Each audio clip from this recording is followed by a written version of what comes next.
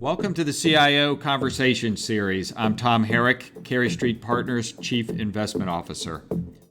On this episode, we will examine a sector that makes daily headlines and has an everyday impact on all of our lives. Health sciences, an industry that's been constantly innovating and evolving since the pandemic created an enormous urgent need, of course, but really since the birth of modern medicine. Much as the internet was kind of around for a long period of time before we were really able to unlock its power, the same is true in the healthcare space. My guest today is Brian Dausch, Vice President and Portfolio Specialist in the U.S. Equities Division at T. Rowe Price. Brian covers a variety of sectors, but health sciences is his specialty at T. Rowe Price, one of Cary Street's important strategic partners. T. Rowe Price has one of the deepest analytical benches in the world. In our time together on the podcast, Brian and I will talk about the march of science and innovation, ideas from the Human Genome Project to the amazingly effective COVID-19 vaccine and future technologies. We'll try to keep the science itself simple while surveying the advance of our knowledge of human biology, which has been almost exponential in recent years. Overall, we'll put the newest health science developments into historical context while exploring this vital sector and where it's heading.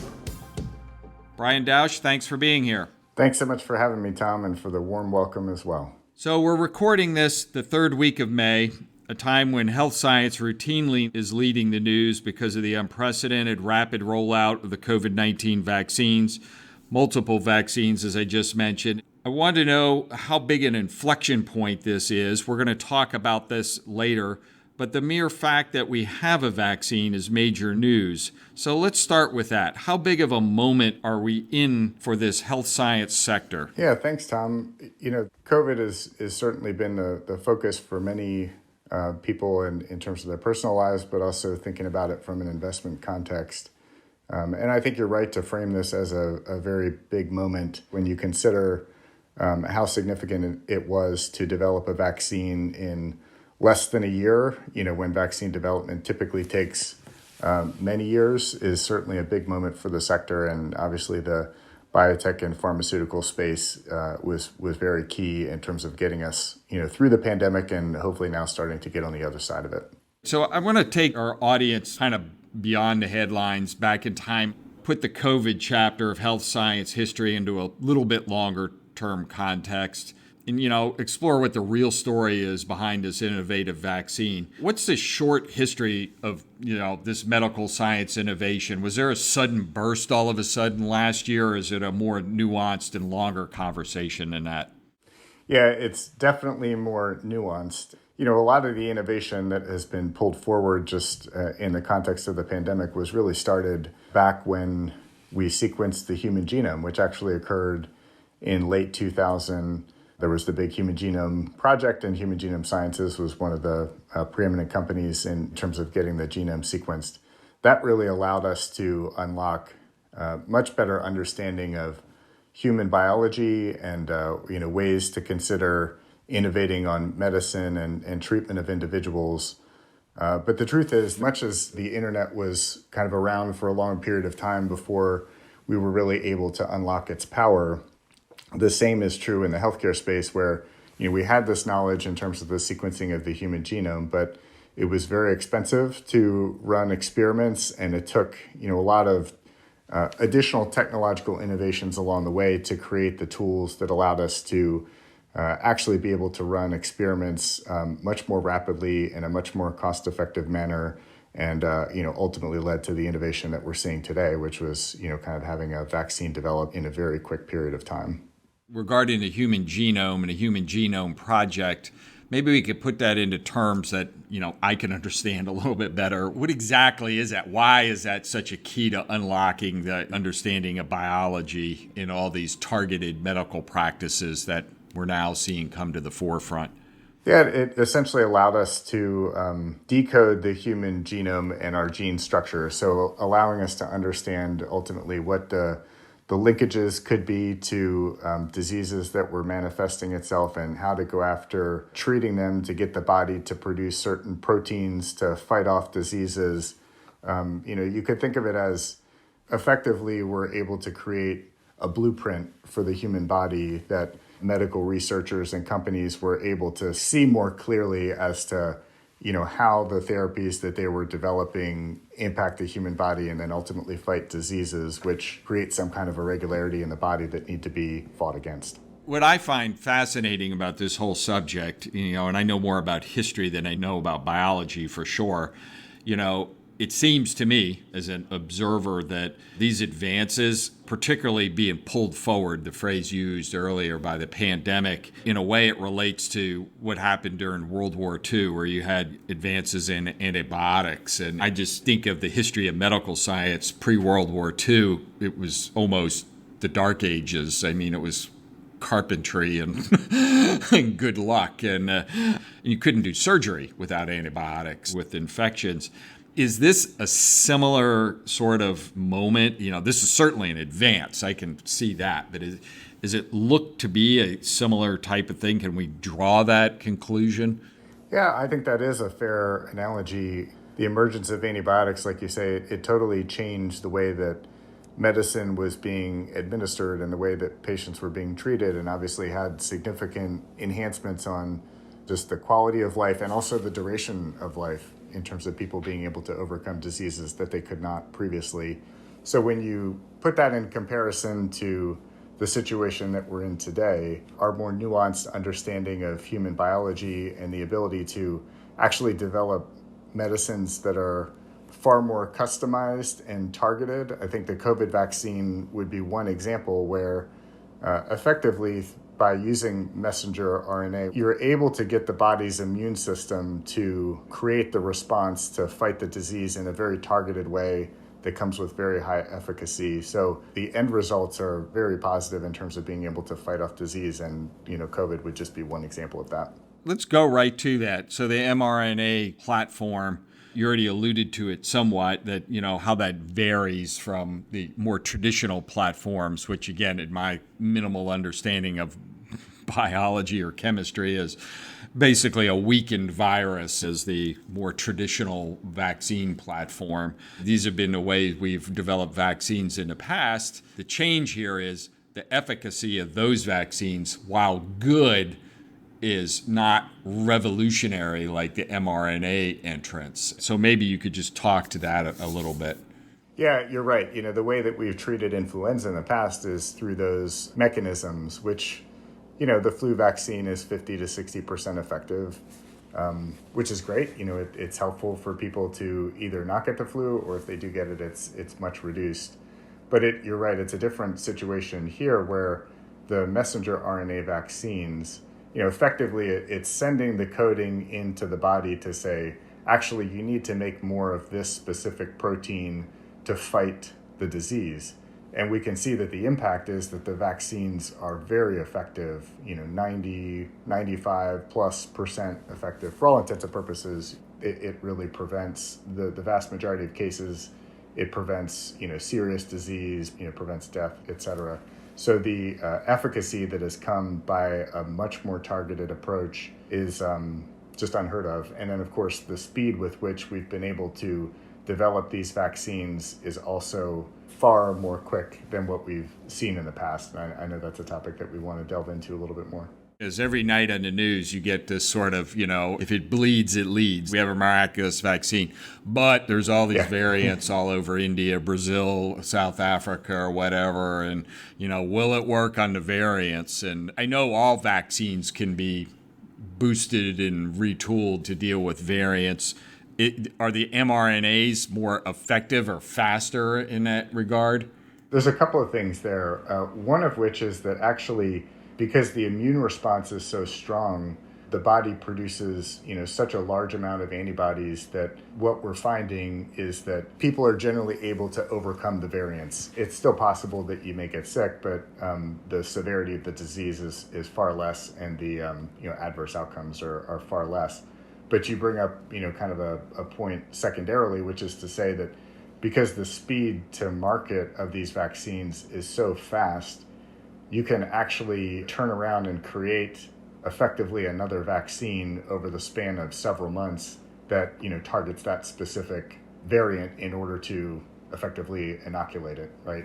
That's kind of what we're seeing when you think of the variants that have come from, different places around the world. That's really going to be the approach, is that we'll get boosters, but they may be a slightly different makeup, given that they're trying to target maybe a problematic variant that has emerged, like the India, variant would be an example at kind of current time. Without going too far into the biochemistry, I guess, maybe we can turn to the future of these advances, what it means for people in medicine going forward. What else, maybe we just continue with mRNA, for instance. What else can that technology deliver? Messenger RNA technology can be utilized in a variety of different ways. Obviously thinking about infectious disease, which is what COVID is, but there are other respiratory diseases that, could be even potentially packaged into one vaccine, right? Like where some of the companies are working on vaccines that could inoculate against COVID, against influenza, potentially against RSV, which is a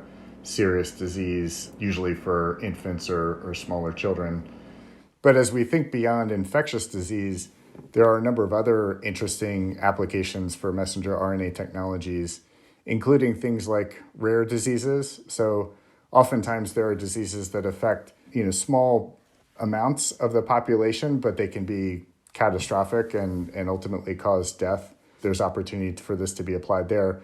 And then maybe the other area that might be of interest to people is recognizing that we can potentially develop personalized cancer vaccines by utilizing messenger RNA technology, which is something that a number of companies are working on as well. So are you suggesting we may be heading into an era where there's a cure for cancer? I mean, a vaccine for cancer, does that mean we prevent cancer? Does that mean we catch it early and cure it that way? I would assume vaccine means ahead of time. Yeah, and it kind of goes back to the conversation that we were having about the human genome and our better understanding of human biology. If we can detect some markers, so to speak, in people's DNA, we may be able to determine actually this person is predisposed to a particular type of cancer.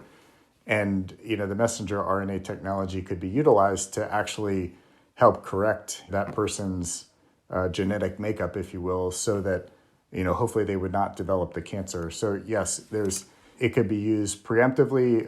There's possibilities where it could be used, even in earlier stage where a cancer has emerged for a patient. But obviously there are a large number of cancers out there. So it's going to be difficult to cure everything. And I don't know that messenger RNA is going to be capable of doing that across every type of cancer. How fast do you see these things coming about? I mean, clearly it's an unanswerable question to some degree, but what does it look like? I mean, 20 years in the future or 2, or is there an answer to that question or a guess? Well, somewhere in between. You gave me a nice large range, so I'll say somewhere in between. But yeah, but 0 to 100. I think it's fair to say probably several years down the road. Obviously, we need to assess the safety profile of something like that. But the process to actually create a vaccine is very quick. We kind of alluded to this before, but the prior vaccine, if you would ask a vaccine expert, how long does it take to properly develop a vaccine?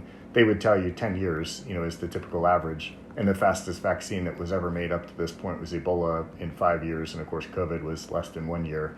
So I think it's fair to assume that in a number of years, we could be looking at the possibility for cancer vaccines, but there is a lot of study that needs to be done in the interim. We've talked a lot about the mRNA technology, obviously in the news. Less in the news are other innovations that might be on the horizon. Maybe you could whet our appetite with some of those as well. Yeah, there's quite a number of things that the industry is working on. Your audience has probably heard of things like gene therapy, gene editing would be things that companies are working on to kind of utilize a new technology in order to basically create therapeutics that allow the body to course correct, if you will, from genetic mutations that can cause things like cancers. Maybe a couple of other areas that I would point to is the use of artificial intelligence and machine learning in the drug discovery process. As companies are trying to figure out how to properly formulate a drug to, kind of target a certain disease area, is that they have to run a multitude of experiments to determine, whether the formulation is correct and whether the safety profile could be good. having that type of technological advancement is very compelling in that regard as well. And then maybe the final thing that I would say is an area that is budding and growing very quickly, but still early. The challenge that we have with most cancers is that by the time we're able to see that the patient has a problem, it's because a tumor has developed, and you go to the doctor and they do a biopsy and they say, I'm really sorry to inform you, but you have stage 3, stage 4 of whatever cancer it may be. And there's, the likelihood of overcoming that is much more difficult than if you catch it early. So there are some interesting things being done around blood testing and screening. Liquid biopsy is kind of what the term that people utilize, basically where you're able to determine through a blood test, very early stage, whether there could be an abnormality or a cancer forming, and then ultimately how to treat it, where you could have much better success treating it earlier. So I want to turn now to basically how all this happens, how all this innovation comes about. What's the ecosystem? I like to use that phrase for this because I think there's a lot of confusion around this, where one group of people thinks it's all in one lab. There's a progression of development. Academics are involved, universities are involved, private sectors involved. I'd love to learn more about that. Maybe you could give us sort of an overview of that. Yeah, you're right. There's an entire ecosystem that kind of has to work together in unison to get the types of innovations that we're seeing. Certainly there are, government agencies, NIH, National Institute of Health would be one example. There's a number of those that are, focusing on specific disease categories or types, and they're conducting research in the lab, so to speak, as you articulated. There are a number of things that happen too in the academic hospitals, where, you could have somebody that's working on a PhD or, a specific field that they're studying in great detail. And they're working on very important research that often will spawn maybe a drug discovery or maybe some kind of insight as to how to treat a specific disease that then ultimately companies that are working in the drug discovery process can then kind of utilize that to develop a drug and a therapy to fight the disease. And then of course you have the companies themselves that are working very hard to run a multitude of experiments, target different disease areas, develop drugs, and then be able to commercialize those drugs. So it's really a very large system, from governmental agencies to academic hospitals, researchers, and the companies that are ultimately developing drugs and helping to commercialize them for patients. I'd like to point out that it's kind of a global ecosystem too. Maybe you could comment on, without necessarily talking about individual companies, but just from a stock market perspective, a lot of those early development companies in biotech, do they tend to be single product companies? Where's the biggest play here? Is it there, or is it in the mass market companies like the Pfizer, Merck, Lilly universe, as I would call it? Yeah, much as the way we describe the research process being a large ecosystem, I think it's the same way when you think about companies and the investment opportunities. And each of them play different roles. The innovation that is occurring in the therapeutic space, very often it is occurring in small companies that may be working in a very focused way, and they're developing one product in order to hopefully get it approved. And it can be very transformational to a very small company that, let's say, develops a COVID vaccine or develops a treatment for cancer or a treatment for diabetes that maybe is a, blockbuster drug, which would be a $1 billion plus revenue drug, as you can imagine. Getting, going from zero revenues to 1 billion plus overnight is very impactful to a small company. So the potential payoff to that innovation in the smaller companies, the biotechs and things like that, can be quite large. Whereas the pharma companies, they may have 30 or $40 billion revenue bases, and they have platforms of drugs across different areas. The scale and expertise and manufacturing that they bring to the table is very important, of course, in the commercialization of drugs. But any one drug is going to be sort of part of an overall platform. So the way that we kind of think about it is, the pure play way to play innovation in the therapeutic space certainly orients a bit more toward the biotech companies, but there are a whole host of other areas within healthcare that we think innovation is very compelling. the life sciences tools companies which are enabling this innovation to occur through either instrumentation or some of this R&D process stuff that we've been talking about. Also diagnostics, that would fall within the life sciences tool space, the medical technology space. Medical robotics would be another area in terms of robotic surgeries that is on the rise as well. So there are, maybe to summarize, as far as the investment opportunities across the healthcare space, we think they're very diverse across a wide array of companies that can benefit from the innovation that we've seen in recent years and what we expect to continue.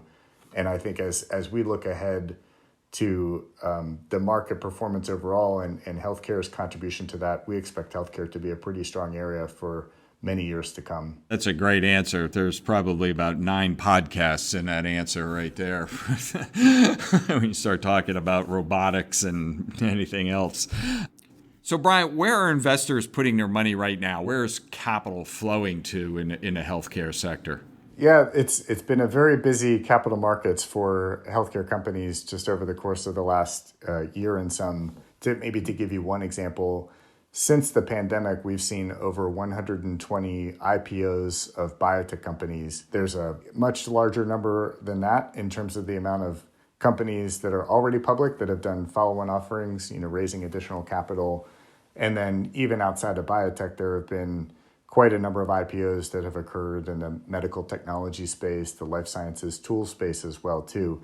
So when you think of our opportunity set as investors, there's a lot for us to choose from, across a number of very innovative areas within healthcare, from the therapeutic space, which would be the biotech companies, or the companies that are helping to develop the technology and the tools that is enabling that innovation in terms of life sciences companies or medical technology companies. Brian, thanks for your perspective and insights. As always, it was great speaking with you. Yeah, thank you so much. I really appreciated the chance to come on with you and speak to your audience. We love talking about healthcare, and this was a great experience. So that was Brian Dausch with a healthy dose of important information analysis on health sciences. I'm never going to catch Howard Stern with that kind of writing, guys. Thanks to Brian and all our friends at T. Rowe Price for making it happen. And thank you for listening. We'll be back next month with more thought leadership as we strive to maintain Cary Street Partners' higher standard on the airwaves. We're already working on episodes to cover questions and issues that are front of mind for investors right now. Next month, we're going to discuss the red-hot housing market. In the meantime, for more information, please visit our website at carystreetpartners.com. Subscribe, share the show, send us your feedback. We'd love to know what's on your mind. I'm Tom Herrick. Talk to you next time.